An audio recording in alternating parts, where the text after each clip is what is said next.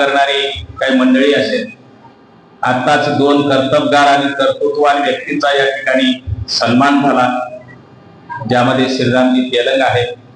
मी जवळजवळ 15-20 वर्षापासून त्यांच्या कृतीकडे बघत असतो, त्यांच्या कार्याकडे बघत असतो आणि एक कार्य तत्पर, माझ्या समाजासाठी मला पायरी बनता येईल का, मला काही करता येईल का, अशा पद्धतीचं व्यक्तित्व त्यांच्यामध्ये, ज्या कार्यकर्त्यांमध्ये दडलेलं आहे. असा हा कार्यकर्ता त्यांच्या कार्याला, त्यांच्या कर्तृत्वाला वंदन करण्याचा हा कार्यक्रम या निमित्तानं तुम्ही आयोजित केला. खूप खूप तुमचं अभिनंदन केलं पाहिजे. अतिशय सुसंस्कृत आणि संयमी आणि मार्गदर्शक अशा पद्धतीचा दुसरा हिरा ज्या संभाजीनगरच्या मातीमध्ये कार्यरत आहे, असे सन्माननीय केलोजीराव आचार्य साहेब, ज्यांच्याकडे बघितल्याच्या नंतर असं वाटतं, अरे किती शांत आणि संयमी, किती दिशादर्शक असं व्यक्तित्व आहे. आणि अशा माणसांचं कसं असते बघा, आपल्याच माणसांचा, आपल्याच माणसांनी केलेला हा सन्मान हा लाख मोलाचा असतो.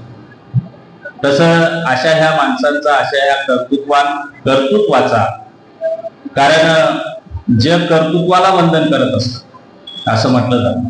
आणि म्हणून अशा कार्याच्या, अशा कार्यकर्त्यांच्या किंवा अशा नेत्यांच्या कार्याची प्रेरणा घेऊन आपली ही तरुण मंडळी पुढे काम करत असते.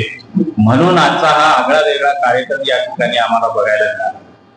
मित्रांनो, कार्यक्रमाच्या माध्यमातून किंवा गुणी विद्यार्थ्याच्या पाठीवर कोणीतरी थाप मारली पाहिजे, कारण स्वकर्तृत्वानं ही पुढे आलेली मंडळी असते. कारण जीवनामध्ये यशस्वी होण्यासाठी ही मंडळी धडपडत असते आणि धडपड करत असताना, वाटचाल करत असताना, अभ्यास करून यश मिळवून जी मुलं पुढे जाऊ इच्छितात, अशा मुलांच्या पाठीवर कौतुकाची थाप कुणीतरी वडीलधारी मंडळी म्हणून जेव्हा घरातून किंवा समाजातून मारत असते, पाठीवर थाप देत असते, मित्र, त्यांना पुढे जाण्याची एक प्रकारची प्रेरणा असते. आणि म्हणून शिक्षण क्षेत्रामध्ये वाटचाल करणारी ही मंडळी आहे. कारण मुलं ही समाजाची, जशी देशाची संपत्ती असते, तशी मुलं ही आपल्या समाजाची संपत्ती आहे.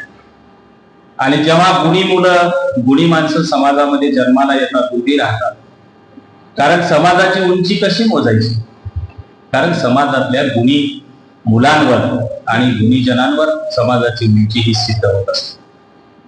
कारण श्री म माटे नावाच्या एका विचारवंतांनी असं सांगितलं होतं की समाज सुधारकांची उंची आपण कशी मोजायची. तर